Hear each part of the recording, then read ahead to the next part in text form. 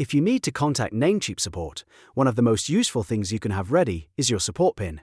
In this video, I'll show you exactly how to get your Namecheap Support PIN, where to find it, and when to use it. This is a quick and simple process, but it can save you time when you're trying to verify your account with support.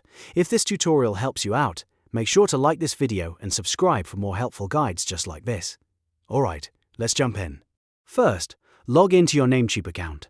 Once you're signed in, take a look at the top of the page and hover over your Namecheap username. This opens up your account menu with a few important options. From that menu, click Support PIN. Namecheap will automatically take you to your profile and security settings page. On this page, look for your current support PIN. This is the PIN that Namecheap Support may ask for when you contact them.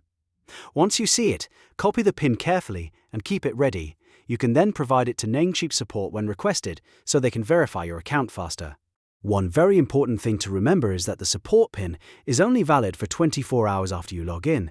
So if you're planning to contact support, it's best to retrieve the PIN shortly before you start your chat or ticket. That way, you know it will still be active when you need it.